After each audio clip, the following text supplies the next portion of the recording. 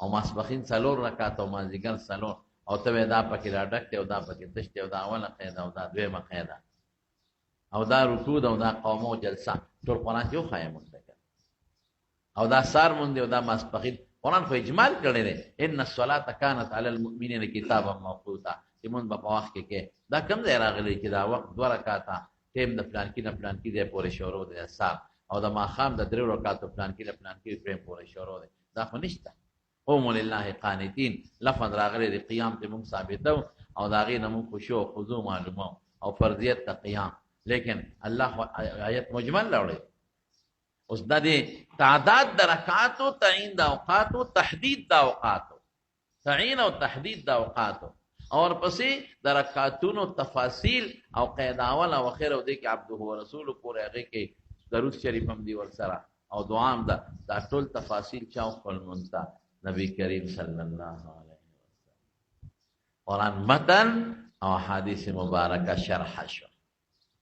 وانزلنا الیک الذکر لتبین للناس ما نزل الیهم الله ما قرآن در نازل ک اور رسل کتاب خدای وضاحت توضیح ستا په ذمہ دار دی لا تحرك به لسانك لتعجل به ان علينا جمعه اي جمعه لك صدرك يا جمعه لك صدرك في صدرك علينا جمعه وقرآنه فإذا قرأنا فاتبع قرآنه ثم إن علينا بيانه امام بخاری وی ان تبینه للناس خلق تبیت توضیح و وضاحت پکې نو قرآن متن رسول الله مبارک حدیث شرح او قرآن شریف کې چې د خو اخلاق او ترغیب ورکړل شوی دی نو دا هغه پورا ټول 19 کتاب الصلات دا اقیم الصلات شرح شو کتاب الزکات د بخاری او ترمذی او د مسلم ابو داود او نور کتابونه 19 دا الزکات شرح شو کتاب الصوم دا من شهد منكم الشهر فليصمه دا غي شرح شو او کتاب الجهاد چې قرآن شریف کې کوم نصوص دي دا غي شرح شو او معاملات چې قرآن شریف کې د معاملاتو کې اجمالی نصوص دي دا غي شرح شو او آداب او اخلاقیات الله موږ نه مطالبه په قرآن شریف کې کوي دا غي شرح شو نو قرآن شریف چې سم یا نبی علیہ السلام دلائل قرآن کې یو دلیل مجمل دی نو په حدیثو کې تفاصیل دا غلي فهيب حدیث د قرآن شرح فقه څه دی هغه مسائل چې مستنبط د قرآن او سنت قرآن او سنت د تپلیټ کې کېخه قرآن او سنت داسې مثال دی لکه غنمو بوټي د جوارو بوټي د غنمو دانې د جوارو دانې فقه څه دی هغه نه ډوډۍ په خپل پلیټ کې درته کېخه اسانه کړه نو فقه هم د قرآن او سنت وکړي مسائل دي او دا باقي چې څومره علوم دي دا د قرآن او سنت خدمت کوي د متن او د شرح بلاغت د رموز او د اسرار او خدمت کوي نحو او صرف د قواعد او د الفاظ او خدمت کوي اصول فقه د استنباط د مسائل چل درته کوي اصول حدیث په حدیث او په قواعد دي کوي یعنی څومره علوم نحو امیر نه ونیسا تر د بخاری پورې چې څومره دي دا ټول د اورثل کتاب لاندې داخل دي کتاب داغه شرح داغه مسائل او داغه متعلقه علوم دا ټول پکې راغلي دي کې زم حافظ او قاری راغلي دي زبکه دواړه ام داخلهم حافظ او قاری ولې ځکه حافظ د قرآن شریف خدمت کوي دا پمینس کې ختم نشي ورسیږي کتاب بوسو دی پانی به ختم شي او سیره کې چې کوم قرآن ټول ته نه ختميږي او قاری صاحب د صحیح الفاظ د قرآن خدمت کوي او دا درې ډېر خدمت کوي د قرآن شریف علما مقصد فهم دغه دی چې په مقصد په معنی خلق پیږي چې عمل وشي اصل عمل دی او حافظان او قاریان هم خدمت کوي ثم اورثنا الكتاب الذين اصطفينا من عبادنا سلور د استاد لپاره خدای انتخاب وکړ بیا ذکر راځي هو دومره لوی خلق چې الله دی حقدار وګرځول دومره لوی خلق چې الله پاک دی له سلور در انتخاب وکړ دا خو بس تو جمدون جنتیان دینو دا پلان کې مولا خو پکې دا چل کوي او پلان کې مولا خو پکې دا چل کوي هغه پیس خو پکې دا چل کوي او قاری خو پکې دا چل کوي دا چل پکې راغی الله دا چل جواب مونږ ته کړی ومنهم ظالم لنفسه ظالم مولا دی پکې وای ظالم اپس صاحب نے او ظالم قاری صاحب دی ها ظلم خو امام بخاری براشي ان شاء الله تاسو لا باب ظلم دون ظلم ظلم لوی مرتبه کفر دی والظالمون هم الكافرون د ظلم لاندې مرتبه خلاف الاولام دی ګوري په خلاف الاولام د ظلم اطلاق کی ربنا ظلمنا انفسنا وان لم تغفر لنا وترحمنا. ځان ته نسبت د ظلم کړی دی آدم علیه السلام. امت په دې متفق دی چې د ده نه یېره و قرآن وي فنسیه ولم نجد له عزما. مؤاخذه په خلاف الاولا شوې ده، ګناه نه ده صادره، ګناه نه ده صادره، یېره وه خبره، یېره معاف نه د ظلم اطلاق په خلاف الاولام کېږي. په صغیرم کې شوې ده په قرآن شریف کې، په کبیرم شوې ده. د دې خپل درجات دي د ظلم، درجات د ظلم بخاری شریف کې بنا شي. نو ګوره داسې لفظ الله استعمال کړ، جوامع الکلم رسول الله مبارک دی. دا الله الفاظ منهم ظالم لنفسه، بعضې ظالمان دي. خو دلته کې د ظلم نه هغه غټ ظلم مراد دی، کفر و شرک والا نه، کبیرې والا. ولې؟ ځکه وروسته مقتصدون راغلی دی. نو مقتصد هغې ته وایي چې نیکي هم کوي ګناه هم کوي. منهم سابق بالخیرات باذن الله، دا هغه دی چې ډېر نیک دی. نو درې قسم مولیان حافظان او قاریان شو. نو ما نه که چا تپوس وکړو دا به کم خوا دي، زم دا ظالمان خو به دوزخ پرېښ کې پراته. دا مقتصدین چې نیکي بدي دواړه تقریبا برابر کوي، دا به دوزخ په منځ کې یا په سر وي، او سابق بالخیرات والا به جنت ته دي. لیکن رب العالمین خدا منتخب کړي دي، د حقدار ګرځولي دي، دې له څلور ځله انتخاب کړي دي. نو الله وایي جنات عدن یدخلونها، ټول به جنت ته دي. تقسیم یې وکړ، وروسته فیصله کوي جنات عدن یدخلونها یحلون فیها من اساور من ذهب. سرو زرو بنګړي به لا بېله چولې، هلته هم د سرو زرو بنګړي مه چولې تاسو. ما ته یو سړی وي بنګړي خو د ښځو نښه ده، نو دا به پکې سړی بدي نه ښکاري. ما دا ګړی بنګړۍ نه دي زمونږ اچولی، هم پکې بدي ښکاره.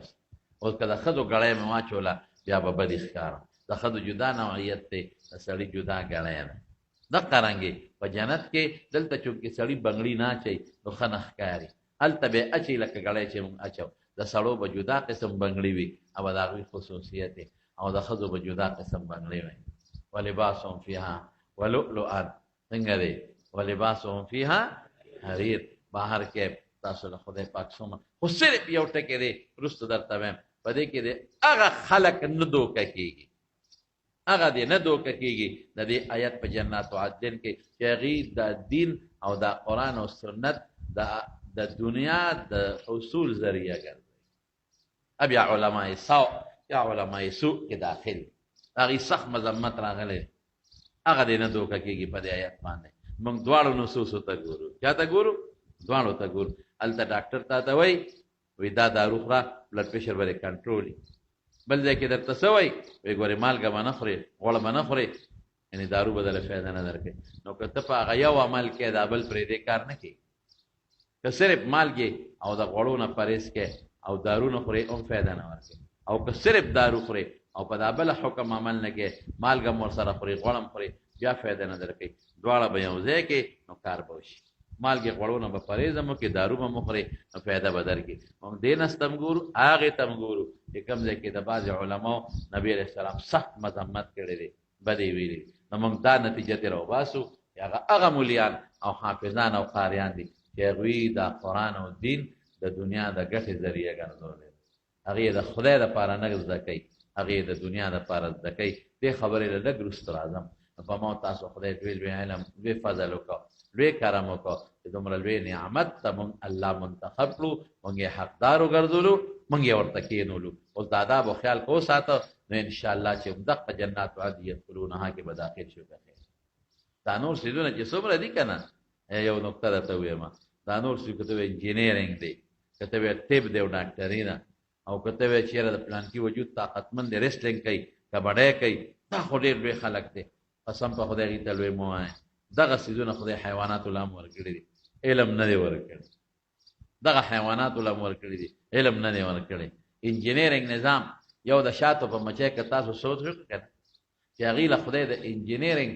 کم شعور ورکړی دی او کم ادراک او پوهه ورکړې ده، دا ستا د انجینیر نشته. د دعوې سره درته ثابتوم، د شاتو مچۍ په پیټۍ کې یا په د اونې په ډډ کې یې ځان له کور جوړوي. قانون دا دی که لږه رڼا شي ورته بیا تښتي، دته به پوره تیاره کوي. شاتو مچۍ چې کوم پیټۍ وي هغې باندې خټه راکاږي په دې غاړو باندې چې دې ته رڼا داخله نه شي. سر باندې مضبوطه کپړه واچوي چې رڼا ور نه شي، او کم چې کم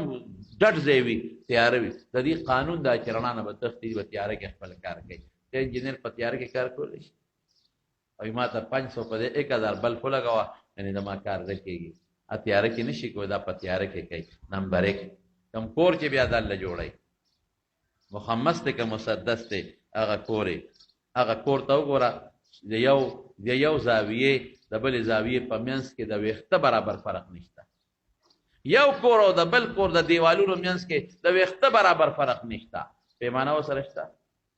ستا انجینر بې پیمانې کار کولی شي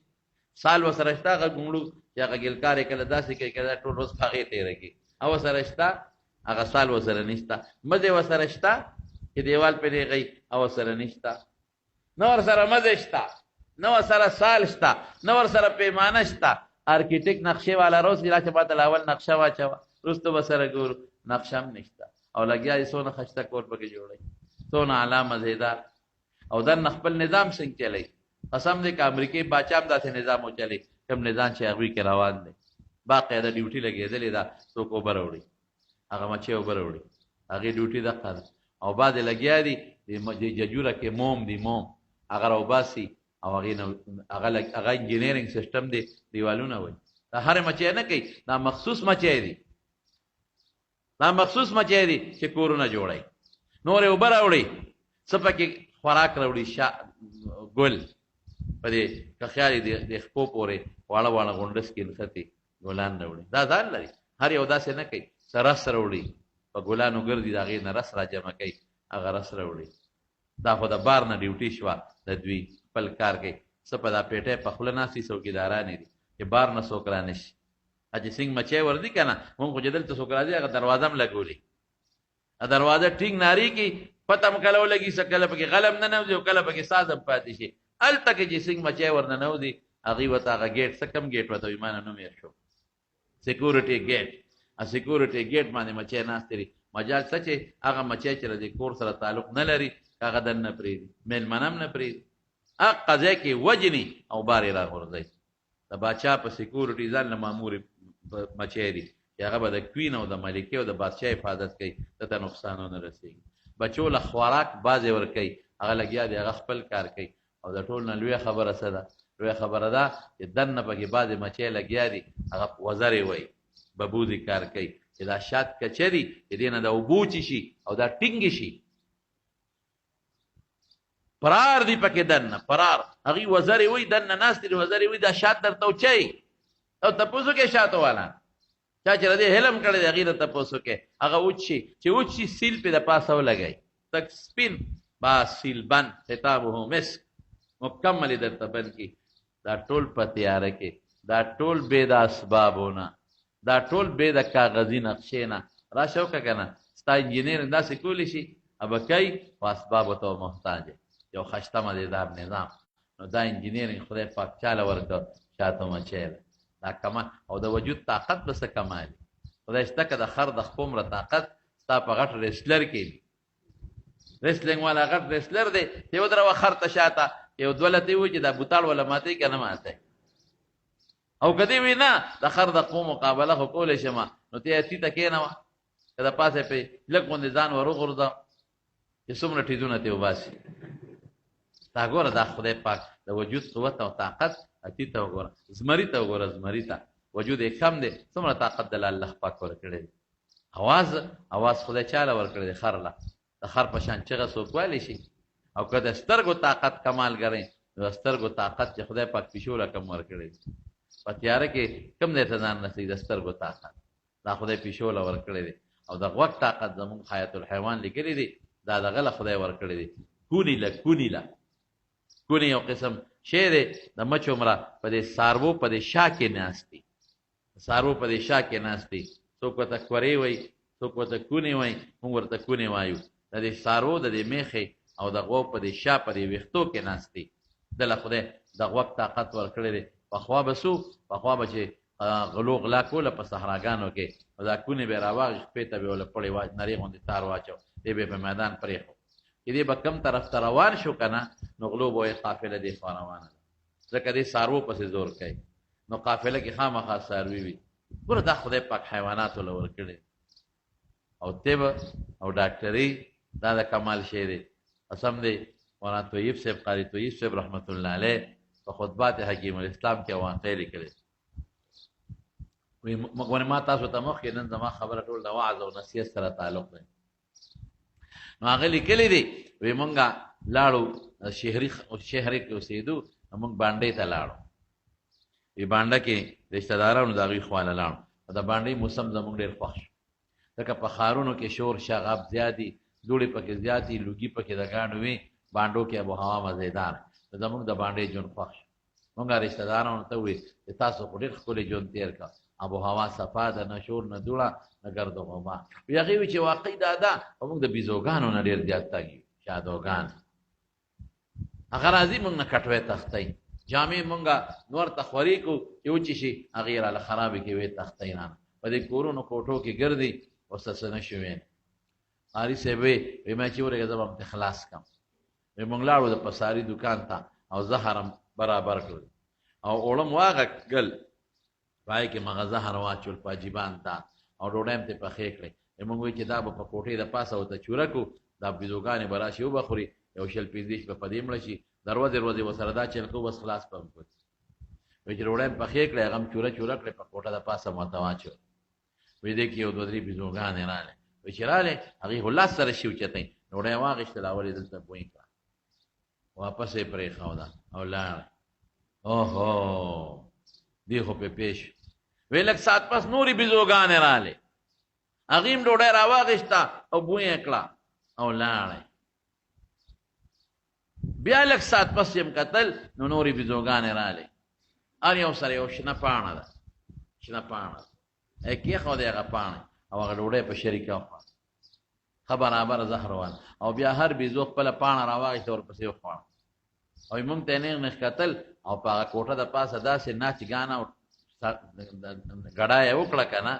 چې سم وګډېدې او موږ ته یې دا خبره کوله چې څه م راسره وکړل تاسو په موږ ډوډۍ زهر اچولې دي دا دې موږ له دارو راوړل ښه وګډېدې او ښه په خوشحالۍ لاړې خبره ختمه شوه اوس ګوره ته چې زهر موږ معلومو رښتیا ووایه لیبارټرۍ ته ټېسټ ته لیږو چې بجلي نشته سبا به نتیجه در کوم یاره جید ما په دې تجربه رانله ورېږه دا پلانکی لیبارټرۍ ته لیږو هغه لیبارټرۍ خو زهر درته وخول چې دي لیکن د زهرو دپاره دارو څه دي تر ننه پورې ستا لیبارټرۍ نشي معلومول بیزو له شادو له خدای په پوزه کې لیبارټرۍ پیدا کړې نه هغې لیبارټرۍ کې د بجلۍ ضرورت شته نه په هغې کې د سبا او بلو د راتلو ضرورت شته هغه لیبارټرۍ نه خپله معلومه چې دی کې زهر دی سپېمین هم الله پیدا کړی دی ور چونکې هغې دا نظام دی هلته وله خدای انتظام کړی او بیا دا زهر یې معلوم کړو د زهرو نوعیت یې معلوم کړو چې کوم زهر دی او علاج یې معلوم کړو یو دوست زما پخوا زمانې خبره ده افریقې ته تللی و تبلیغ کې کال ده زما شاګرد و چې راغې ما ته یې قصه وی افریقې ته لاړو هلکه څنګه و ناکارګزارۍ کې یو دا وی یاره یو ناشنا واقع درته وی وی مونږ افریقه کې ځنګلونو کې د سمندر په غاړه یو کلي کې لګیو او دعوت هم چلو وی مونږ چې کله موده خلاصه شوه راتلو نو زمونږ یو ملګری و هغه به ګیره توروله دلته چېرته نو چونکې هلته خو سړی د کلي ملي نه باري نو هغه دارو درمل یې ځان سره بیګ کې سنبال کړي و نو هغه ګیره تورول یې پرېښي ګیره یې سپینه شوې نو چې تلو مونږ خپل قصې پسې برېت او ویښته برابرول نو هغه دارو راواخېستل او ګیره یې ځان له تورول دریاب په غاړه ناست شیشه ورسره نور ته ناست شو چې ګیره یې توروله په یو طرف یې پورې کړه او بیزوګانې ویل ته ځنګل کې ډېرې زیاتې دي یو شادو بیز راغی او هغه دارو یې ترې لاسه ونیول اوچته یې کړل او د سمندر دریاب ته یې شغال کړل یا خدایه پاکه مونږ منډې ووالې خوند یې ونه کړه دا څه په جنجال به وړي ځکه نیمه ګیره سپینه ده نیمه توره شو جمعیت جنډه دلته برابر شو دا څه په غم وړي اوس بانډه ده او دا صحرا ده دلته دوکانونو کې دا شی شته هم نه زه خلک به څه وایي دا څه په جنجال به وړي ډېر پریشانه شو خفه شو وی خیر دی کې یو بیز راغی مونږ چای پخوله ځان وی هغه یو څو ډکي ځان سره راوړله بیز او په هغه اور کې یې واچو ویې سوځو او بیا هغه په خپه باندې غیرې را دیکه کړې ځان ته او رالي او په ځان مږي اوس داسې داسې کوي او دغه سړي ته نیغ نیغ ګوري وی مونږ ورته چې هلکه دارو یې دله راوړی دی دا ګوره په ګیره مږي په دې مخ مږي او تا ته نیغ نیغ ګوري هلکه دا یې ریته راواله په ځان ومږه وی خیر هغه وی چې په بل غم مې وانه اړوی موږ چې ته مګه نیک بخته ګور ته حق صفا ده تا ته نه ګوره وراله مګي دې څه مطلب دی وې سړی مجبور کوم ځکه خوان دیونه کوم خو یری دي کنه ګیره به وینځي کنه و چې هغه ایری راواغشته او ګیره په دواړه طرفین خمدیدار او مګله لک سات تیر شو وخت ټول لاندې وغورځید یا خدا یا پاکا خدای مکه دا سره و نخي بل دا چې کړي د خلکو تبلیغ کې کال لاړې ګیره دی خو نه څه بلا در باندې ډېر مونږه مو سره پریشان او دیم پریشان ډېر پریشان الله نظام ته ګوره و چې سوره د تیر شي مونږ وروته وختره وته لاندې او تک تور وته یو پکې سپین نو تک تور وته ما ګوره الله بيزو شادولا دا شعور او پوهه ورکړی دا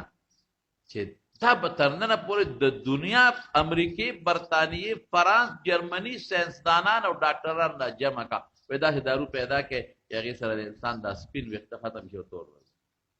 رنګونه به کوي خدا نشته دا خدای پاک شادو بیزله دا شعور او پوهه ورکړي نو دا د کمال څیزونه نه دي که دا د کمال څیزونه حیواناتو له به خدای پاک نه ورکوي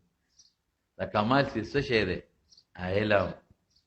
دا د کمال شی دی ځکه خو حضرت آدم علیه السلام چې انسان الله خلیفۃ الله فی الارض کو نو تاسو ته پته د بنیاد یې سو علم علم آدم الاسماء كلها ثم عرضها څنګه دی علی الملائکه فقال انبئوني باسماء هؤلاء نو بیا الله په وایي کنه رستو انی اعلم ما لا تعلم او حضرت یوسف علیه السلام چې کله راضی او بادشاہ وته د وزارت پېشکې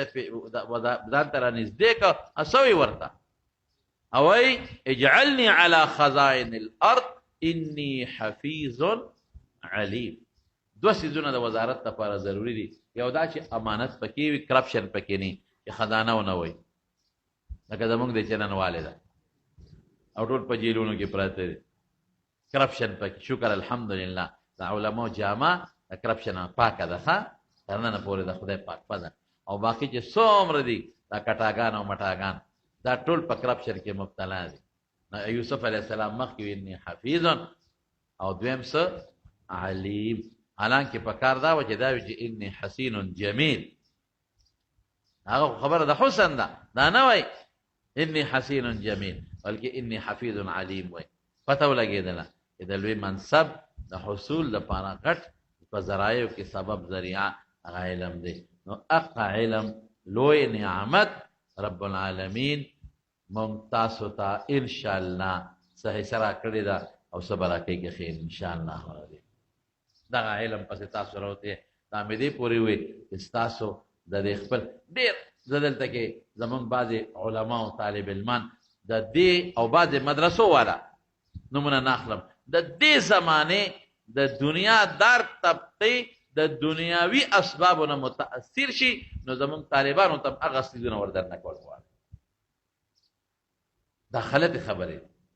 فکر دي چې اق زمون نه متاثر شي او زمون د علم په ځان کې ور درنه کی چې هغه زما د پټکی نه متاثر شي او پټکی په سر کې چې هغه زما د ګیره نه متاثر شي او ګیره پرې دي هغه زما د پیغمبري اخلاقونه چې تاسو په نقشه کې پراته دي متاثر شي او هغه نقشه قبول کړي دا نه چې دا هغه نه متاثر شم هغه پټکی نه پسري زیم وردم هغه ټوپه نه پسري زیم لري کم هغه لنډه جامې چې زم لنډه جامې هغه دنیا پسې منډه زم دنیا پسې منډه روزي د الله ذل جلال په دغه کې دا څورته ویل کېږي د رب العالمین په اختیار کې ده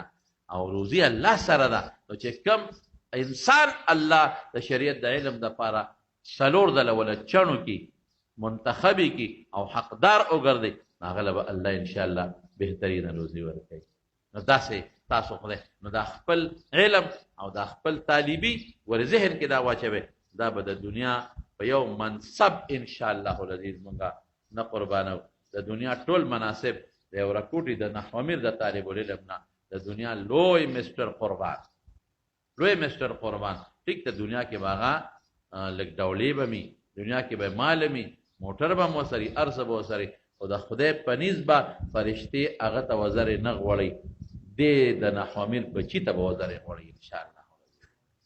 د الله په نسبه فرشتي د هغه سړي استقبال نه کوي 22 ګریډ افسر دی ولې نه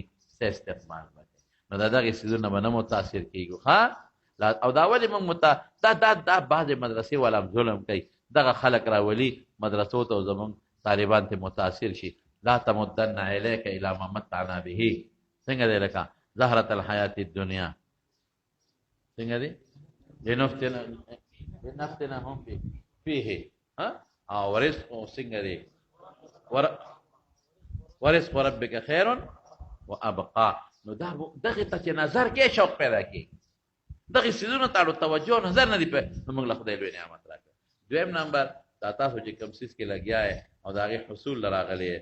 دا د پیغمبر میشن دی صلی الله علیه وسلم د رسول الله مبارک په ذمہ دارو کې ذمہ داری دغه نه يعلمهم الكتاب والحکمه يعلمهم الكتاب والحکمه هغه ذمہ داری یتلو علیهم آیاتک ورت ناظره پکې رااله تجوید هم پکې راغی ځکه رسول الله مبارک بهترین قاری مجوید معنی يعلمهم الكتاب والحکمه ويزكيهم دا د پیغمبر مشن شو انما بعثت معلما رسول الله مبارک فرمای او چې کوم مقصد له الله نبی رسول الله لګل دي یا ایها النبی یا څنګه دي یا ایها الرسول بلغ ما انزل الیک خلق تور سوا نو هغه ډیوټي نن چا په دماغ اشترا د مدرسینو د مدرسو عالمانو په دماغ اشترا نو مشن لوی نعمت هم شو مشن د نبی کریم صلی الله علیه وسلم دا یو تمهید کې خو تاسو په خپل علم باندې خوشاله شئ په الحمدلله موږ په خوشاله یو ډیر ځان روزي به موږ له الله راکړي عزت موږ له خدای راکړي او ان شاء الله راکړي بناله دا خو یو خبره شو دا خو یو تمهید شو دویمه یو خبره تاسو باندې کوم لس خبرې به مباحث به تاسو ذکر کوم لس دیتا زه عنوان ورکوم د آداب الطالب تاسو ته ما مخکې یو نقطه ولیکل تاسو ذهن ما سوې تاسو ته ګوره سړی خو وارث خو د پلار په مال کې حقداري خو د هغې شتلو خپل آداب دي او د هغې مال د لګولو خپل آداب که چېرته د داسې شی واخېسته سره یې پکې ښه شی واخېسته دا نورو وارثانو سره ظلم یا په خپله خوښه یې واخېسته وارثان شته نو دوی ولې خپل حق پوره کوم دا ظلم د هغې د اخېستو خپل آداب او د هغې بیا د انفاق خپل آداب چې ګناه کې خرج نه کړي دقه رنګې د علم د حصول خپل آداب او بیا د ښودلو خپل آداب نو لس آداب به زه په هغې کې انشاءالله العزیز ستاسو مخکې ذکر کوم چې په هغې کې لومبی ادب دی د رضا الهي او د اخلاص النیت صرف اجمال ویم تفصیل درته سبا ویم په خیر انشاءالله العزیز ګوره امام بخاري رحمت الله علیه په لومبي کې دا حدیث ولې راوړه